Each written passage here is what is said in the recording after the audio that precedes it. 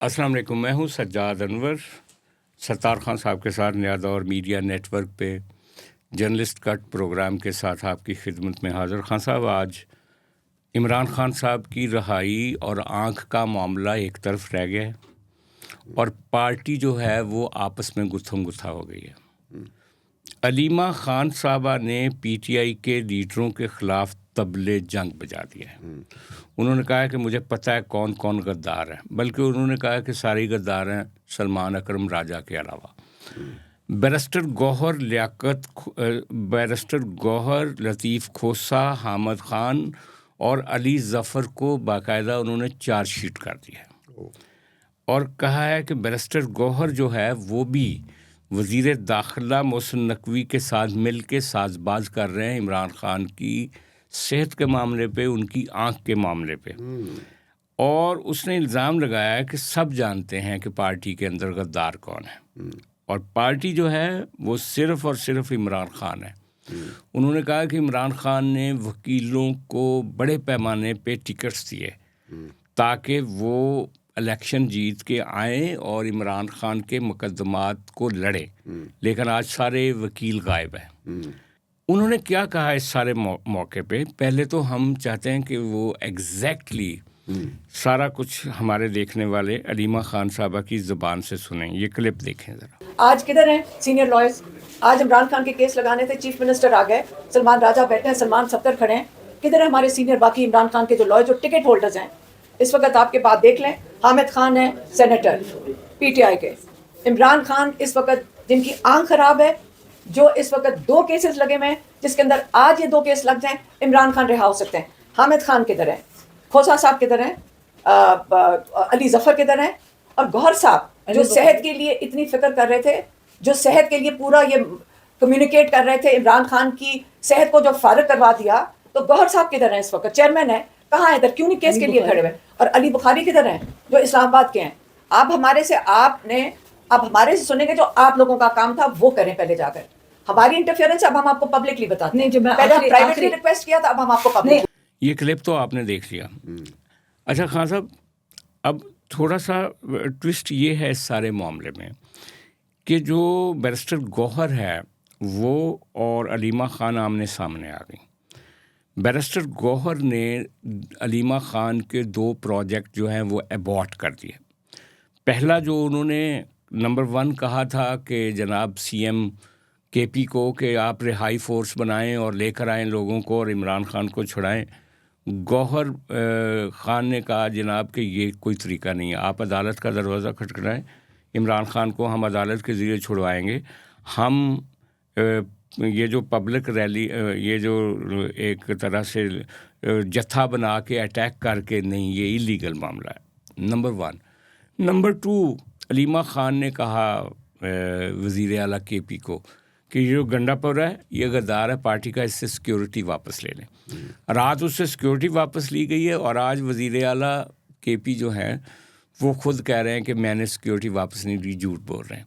जबकि गंडापुर के स्टाफ ने बताया कि वज़ीर आला सेक्रेटेरिएट से कॉल आई, पीटीआई की गुत्थी में है, वो उनके डोनेशन, कुदरत की तरफ से डोनेशन होगी कि आपने झूठ के अलावा कुछ नहीं। और मैं क्विकली आपको बता दूं कि आज 2-3 वाक़यात हुए हैं कि बैरिस्टर गौहर के कहने पे आपके सीएम पंजाब, और मैं क्विकली आपको ये बता दूं कि बैरिस्टर गौहर की इंटरवेंशन पे केपी के वज़ीर आला जनाब सुहेल आफरीदी साहब आज इस्लामाबाद हाई कोर्ट में बैठे रहे चीफ जस्टिस से बात करने के लिए कि हम अदालत के ज़रिए इमरान खान की रहाई चाहते हैं। चीफ जस्टिस ने उनकी बात तो नहीं सुनी, लेकिन बाद में उनके सेक्रेटरी ने, चीफ जस्टिस के जो सेक्रेटरी हैं, रजिस्ट्रार या उन्होंने ये जो पीटीआई का डेलीगेशन था वकीलों का, उनसे मुलाकात की। सलमान अकरम राजा भी उसमें मौजूद था और वादा किया कि कल हम आपके में जो ज़मानत के मुकदमे बुशरा बीबी के और इमरान खान के वो फ़िक्स कर रहे हैं। और हाई कोर्ट इस्लामाबाद की तरफ से ये यकीन दहानी कराई गई कि कल उनके बुशरा बीबी के और इमरान खान के जो केसेस हैं, ख़ास तौर पे अल-कादर यूनिवर्सिटी का और दूसरे, उनकी जो ज़मानत की दरख्वास्तें हैं वो फ़िक्स कर दी जाएंगी। ये वाली सूरत हाल है। मैं आपसे ये पूछूंगा, कल आपने कहा था कि जब हम बात कर रहे थे तो आपने कहा था कि गौहर खान की अब खैर नहीं है। अलीमा खान जो जैसे गौहर ने रोका है हाई फोर्स से, कल भी हमने बात की थी कि उसने कहा था लीगल फाइट करनी चाहिए। तो आज आपने ये सारी वीडियो देखी है, अब आप क्या इरशाद फरमाएंगे? यार अलीमा खान से बचा कौन है, मुझे पहले ये बताओ। अपनी पार्टी में बात कर रहा हूँ, पीटीआई में कौन बचा उससे? सलमान अकरम राजा को तो उसने कहा कि ये ठीक कल है। सलमान अकरम राजा की बारी होगी, चलो हम्म, हफ्ते बाद महीने बाद ये सलमान अकरम राजा होगा, इसी को पड़ गई होगी अलीमा खान। हम्म, उन्होंने एक मुलाजमों को मुलाजमत देते हैं पीटीआई में, हम्म, और मुलाजमत बाकी बात है कि जहाँ कहीं मुलाजमत की जाए तो आप आगे से बोल नहीं सकते, क्योंकि आप मुलाजमत कर रहे हैं। सियासी जमात तो नहीं कि सियासी होता है। ये सारे जो लोग आए हैं इनको इमरान खान ने मुलाजमत में रखा है, जिसको कि अलीमा खान बड़े अच्छे तरीके से जानती है। उसे पता है किसको किस वक्त चुप कराना, किस वक्त किसी को क्या कहना कि तुम कौन। ये बैरिस्टर गौहर के बारे में कहा, ये हामिद खान साहब के बारे में लतीफ़ कहा, खोसा के बारे ये में, लतीफ़ अली खोसा, जफ़र के बारे में। ये अली जफ़र, ये बड़े नाम हैं। कोई बोला उनमें से? बताएं। उसने क्या कहा? गद्दार है ये।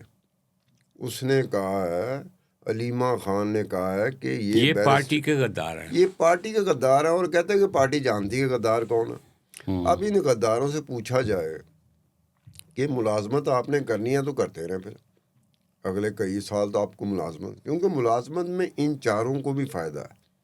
गौहर को भी फ़ायदा है, हामिद खान को भी फ़ायदा है, तारिक लतीफ़ खोसे को भी फ़ायदा है, अली जफ़र को भी फ़ायदा है। ये मुलाजमत कर रहे हैं। ये कोई सियासी जमात होती ना, जहाँ सियासी होते हुए बैठे होते, तो इतनी बात कोई बर्दाश्त नहीं करता होता। वो पता मुलाजमत कर रहे हैं कि जो कुछ भी मिला हुआ है इमरान की वजह से मिला हुआ है, अपना तो उनके पास पल्ले कख नहीं करना। क्या लतीफ़ खोसा के पास कुछ है? क्या अली जफ़र के पास कुछ है? क्या बैरिस्टर गौहर के पास कुछ है? क्या हामिद खान के पास कुछ है? नहीं है। ये बड़े नाम ज़रूर हैं, नहीं लेकिन खान साहब, लेकिन अब पीटीआई में जाने के बाद ये बोने हो गए हैं। नहीं खान साहब, लेकिन मुझे ये बताएं कि मुकदमात आसफ जरदारी के ख़िलाफ़ भी थे, सेहत के मसले आसफ जरदारी को भी थे, उससे उस मियाँ नवाज शरीफ के ख़िलाफ़ भी मुकदमात थे, और उनके भी सेहत के मसाइल थे। कभी किसी फैमिली ने अपने वकीलों को इस तरह से चार्जशीट किया, या अपनी जमात को इस तरह से चार्जशीट किया जैसे वो अलीमा खान कर रही हैं? सजाद साहब, पीपल्स पार्टी चाहे जिस तरह की मर्जी पार्टी हो, नून लीग चाहे जिस तरह की मर्जी पार्टी हो, वो पार्टी होती है, उसमें ओहदे होते हैं, उसमें इज्जत की जाती है। पीटीआई में कौन इज्जत करता है? इमरान खान तो कई दफ़ा अपने वज़रा के साथ, कैबिनेट मेंबर के साथ हाथ नहीं मिलाता था। आज आप क्या कह रहे हैं कि वो जो सीएम केपीके है, वो सुहेल अफरीदी, उसने सलाम किया, आगे से चीफ जस्टिस ने जवाब नहीं दिया। जी, तो क्या सीएम केपीके सुहेल अफरीदी को नहीं पता कि जब वज़ीर आज़म इमरान खान थे तो वो तो अपने कैबिनेट के मेंबर जो होते थे, जो वज़रा होते थे, जब उनका दिल करता था वो सलाम का जवाब देते थे, जब दिल नहीं करता था सलाम का जवाब नहीं देते थे। ये नहीं, फवाद चौधरी से पूछ लेना जाके, वो मिनिस्टर था। लेकिन एक बात है ये कि भी कहता है कि उनका जब दिल करता था ना, तो हमारे जब हमने हाथ बढ़ाया होता था तो इमरान खान जवाब देता था, जब उनका दिल करता था, वरना वो हमारे हाथ बड़े हुए हाथ का जवाब ही नहीं देता था। तो ये बात एक चीज़ अच्छा, है। ये एक अलग बात है, और मेरा अपना भी एक मौक़िफ़ है। मैं पहले से कहता रहूँ कि जो पीटीआई है, ये बुनियादी तौर पे इमरान खान के बाद के जितने उसके डेप्टीज़ होते हैं, सेक्रेटरी जनरल या पार्टी के सारे ओहदेदार, मुलाजम हैं। उनका ये कब्रिस्तान है। वो रिप्लेस करते रहते हैं, उनका किरदार ख़त्म मसख करते रहते वही हैं, तो खुद ही आपको कहा अपने कि हाथों उनको तबाह करते रहते हैं। उसी तरह जैसे अल्ताफ़ हुसैन अपने सामने फ़ोन करके अपनी पार्टी के कन्वीनर को थप्पड़ लगवा देता था या जूते वो मरवा सेक्टर देता था। कमांडर के जरिए हाँ, लगवाता था सेक्टर ना। कमांडर के ज़रिए। तो ये एक बात है कि एक बात सुने, अब अलीमा खान की ज़ुबान से मुझे अब ज़रा थोड़ा सा, मैं कोई सॉफ्ट कॉर्नर रखता हूँ। महमूद अचकज़ई हैं और राजा नासिर अब्बास, वो बाहर की दुनिया के लोग हैं, वो पीटीआई से बाहर के लोग हैं, वो उधार या मुस्तार लेके ही आए हुए हैं।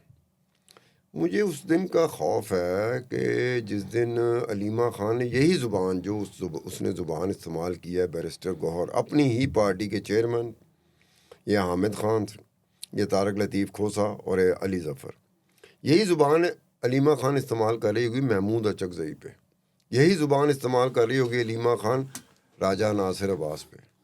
अब मुझे उनका है, तो आप तो इस कल्चर में हो ही नहीं। जो पीटीआई में आता है उसे पता है कि पीटीआई में इमरान खान की मुलाजमत करनी है, कुछ सियासी जदोजहद में हिस्सा नहीं बनना। अगर सियासी जदोजहद में हिस्सा बनना होता तो क्या आप इमरान खान इस हालत में अंदर पड़ा होता कि उसकी बनाई 15% रह गई है कि 30% रह गई है कि 70% जा चुकी है कि 85% जा चुकी है। ये हुआ ही सिर्फ इसी वजह से। मुलाजम जो होता है ना, वो आपका मेरा उतना ख्याल नहीं करेगा जितना मेरा लॉयल करेगा।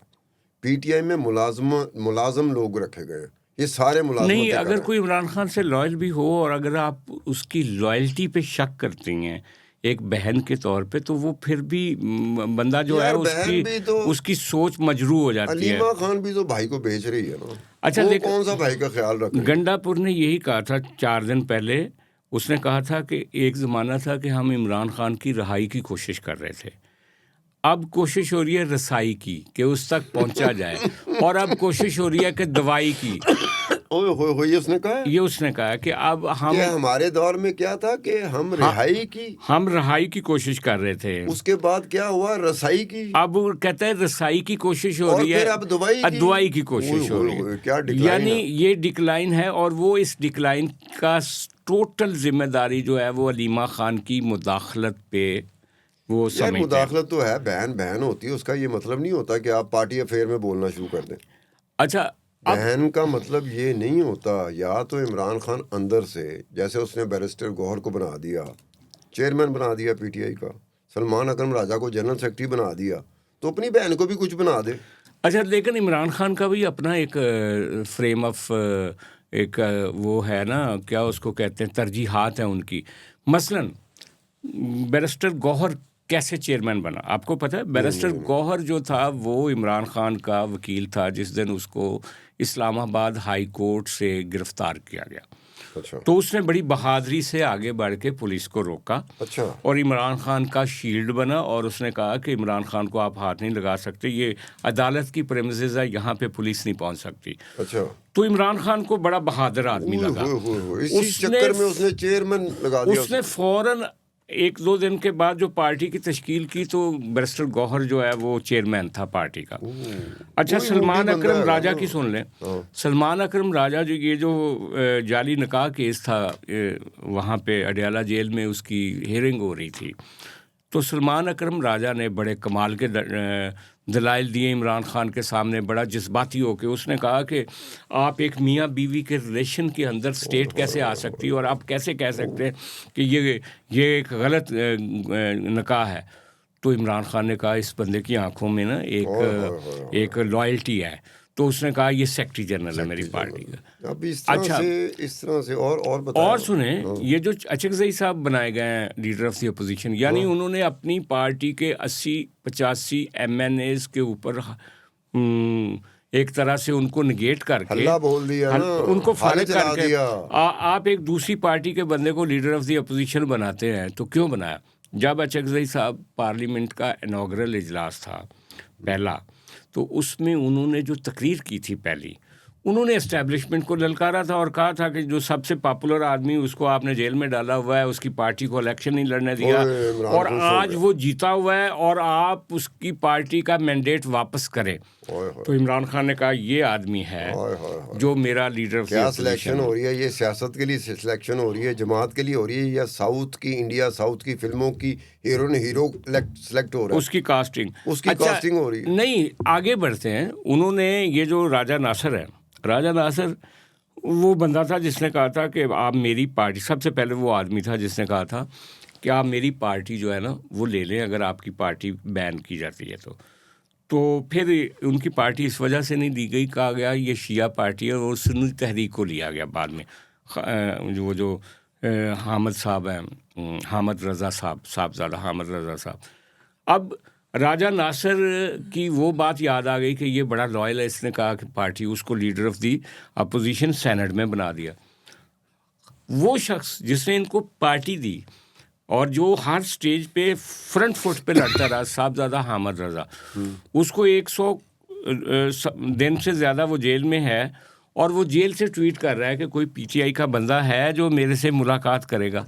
ये वैसे एक बात है कि इमरान खान हो, अलीमा खान हो, पीटीआई, उसका कल्चर भला क्या है?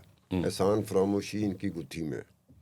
अब आप बता रहे हैं साहबज़ादा हामिद रज़ा जी, वो कह रहा है कि सुन्नी तहरीक का वो उसने अपनी पार्टी दी, वो 100 दिन से अंदर पड़ा हुआ है, अंदर से ट्वीट कर रहा है कि वो टुट पैणियों पीटीआई का कोई बंदा है ਜਿਹੜਾ मेरे बारे पूछ सके। ਜਿਹੜਾ ਮੇਰੇ ਬਾਰੇ ਜਿਹੜਾ ਮੈਨੂੰ मुझसे मुलाकात करने के लिए आए।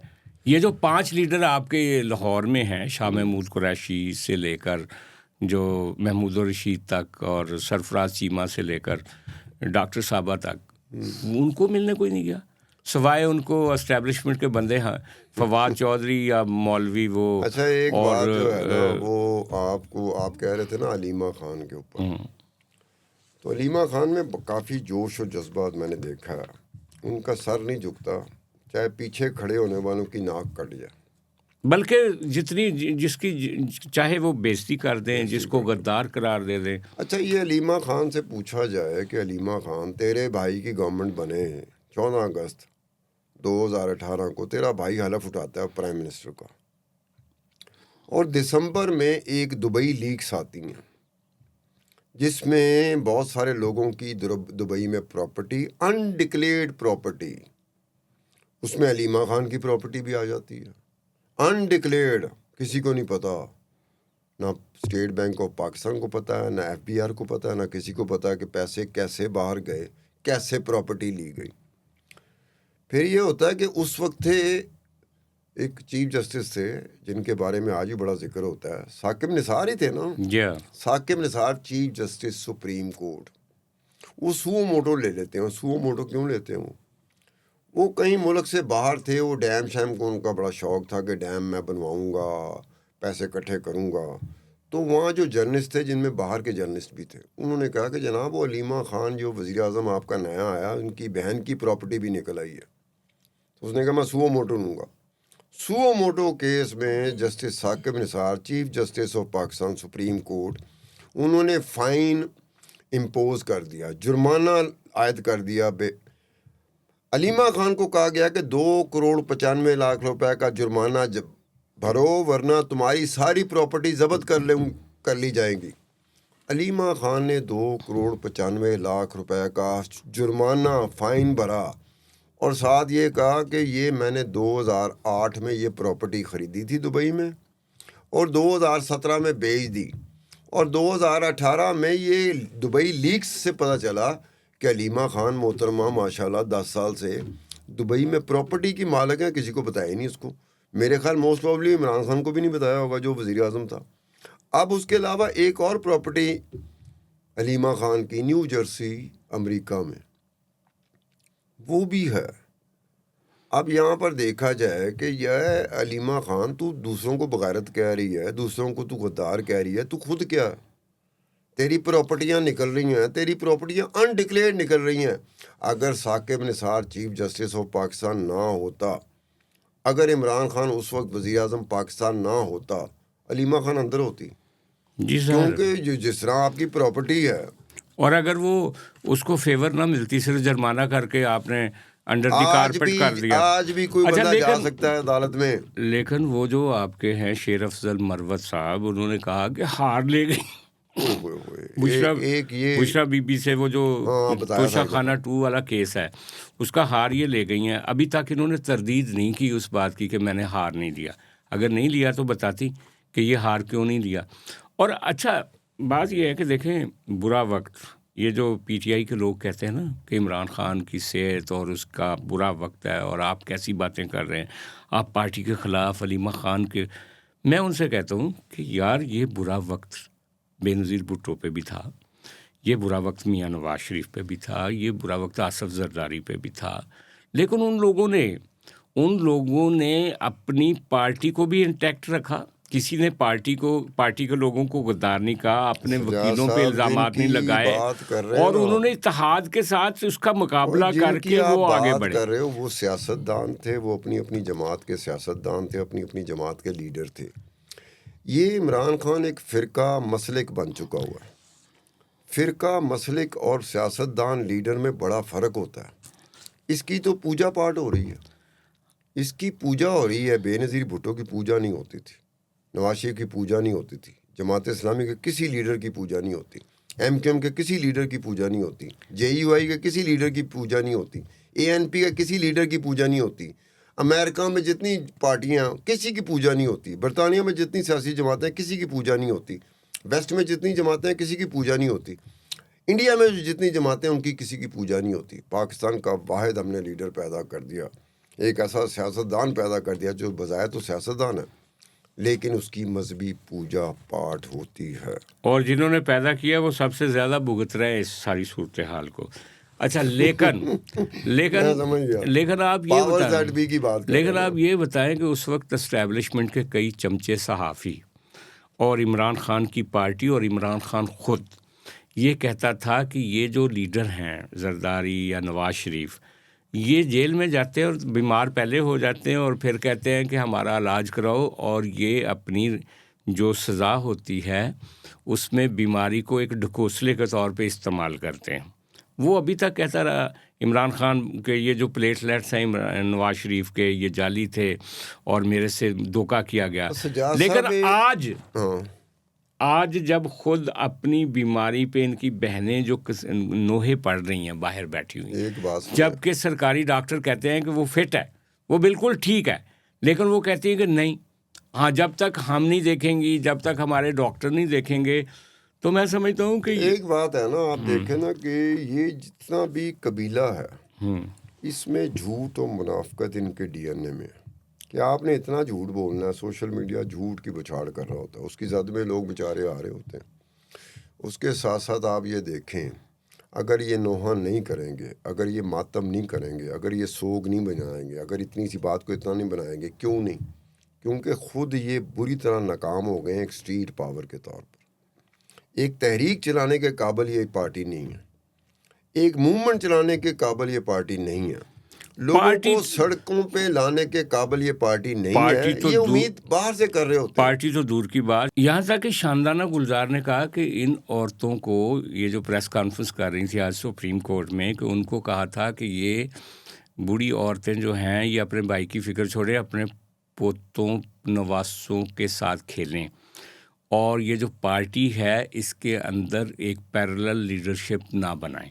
यानी वो शानदाना गुलजार जो इमरान खान की बहुत बड़ी लॉयलिस्ट है, वो भी इनको कह रही। तो अब आने वाला वक्त जो है ना सर, वो ये है कि एक तरफ बैरिस्टर गौहर होगा, जितने दिन भी बैरिस्टर गौहर है, लोग कहते हैं बैरिस्टर गौहर की छुट्टी हो जाएगी। जिस तरह से अलीमा ख़ान ने गंडापुर पे इल्ज़ामात लगाए थे, उसके बाद गंडापुर जो है वो टिक नहीं सका था। हो सकता है गौहर ख़ान भी, उसकी भी छुट्टी हो जाए, लेकिन जो भी बंदा आएगा वो भी आने वाले दिनों में अलीमा ख़ान के निशान। वैसे अलीमा ख़ान से पूछा जा सकता है कि अलीमा ख़ान अपने भाई को बेचने में दिहाड़ी चंगी लगी है कि नहीं लगी, हमें नहीं पता। ये भाई को बेचना, जिस हालत में भाई पड़ा हुआ, ये मेरे ख्याल में जितनी बहनें मैंने देखी हैं ना अपनी ज़ाती ज़िंदगी में, भाई को इस तरीके से बेचते हुए मैंने पहली दफ़ा बहन को देखा। नहीं, मेरा ख्याल है कि ये बेचने से कहीं ज़्यादा एक स्ट्रेटजी का भी फ़र्क है। स्ट्रेटजी ये है, अब देखें बुशरा बेगम के फैमिली को एस्टैब्लिशमेंट ने 3 हफ्ते से वो मिलवा रहे हैं, लेकिन उनकी बहन जो मरियम रियाज वट्टू हैं, उनकी 2 मुलाकातें हुई, दोनों मुलाकातों में उन्होंने सियासत की। तो कल जो फैमिली मिली है उसमें मरियम रियाज वट्टू शामिल नहीं थी, बुशरा की बाबी और उसका भतीजा था। अच्छा, इसी तरह जो ये कर रही हैं, जो इमरान ख़ान बैठा अंदर से कर रहा है, या जो अलीमा ख़ान कर रही हैं, मैं समझता हूँ ये वो एडवेंचर है कि लोगों को उकसाएं, लेकर आएँ, जेल का दरवाज़ा खोलें और मुझे निकाल लें। ये पॉसिबल भी नहीं है और इस्टेब्लिशमेंट ऐसा होने भी नहीं देगी, और उसके नतीजे में इनकी पार्टी, जो भी पार्टी बनेगी, खा वो गंडापुर होगा, खा वो बैरिस्टर गौहर होगा, खा वो कोई दूसरा होगा, सलमान अकरम राजा आज फ्रंट पे आ जाए, खोसा आज फ्रंट पे आ जाए, इस्टेब्लिशमेंट जब उनसे बात करेगी कि ये चीज़ें हो सकती हैं, ये नहीं हो सकती, तो वो भी गद्दार बन जाएंगे। नहीं, बस एक बात है कि ये अलीमा ख़ान को भी बता दिया जाए कि आप सलमान अकरम राजा के लिए जो जब कभी भी आप बिफरेंगी, जिस तरह बाकी लोगों पे, जैसे 4 लोगों पे, 4 बैरिस्टर लेवल के लोगों पे बिफरी हैं, उनको गद्दार तक कह दिया आपने, तो सलमान अकरम राजा पे जब मुस्तकबिल में ये बिफरेंगी, तो थोड़ी सी मदद कर देनी चाहिए हमें अलीमा ख़ान की। कि 2017 में पनामा पेपर जब आया था तो पूरे मुल्क में उधम मच गया था, नवाज शरीफ भाग रहा था, उसकी फैमिली भाग रही थी कि किसी तरह बचें, और उस वक्त उनका वकील जो था, पनामा पेपर में सुप्रीम कोर्ट में वकील जो था, जो दिफा कर रहा था नवाज शरीफ का, पनामा पेपर में लंदन फ्लैट्स के आने का, वो सलमान अकरम राजा था। उससे आगे बात ये अलीमा खान को ज़रा ज़्यादा तफसील से सुनना चाहिए ताकि आने वाले वक्त जो पैयवे वो क्या था कि 2017 में आपको पता JIT बनी थी।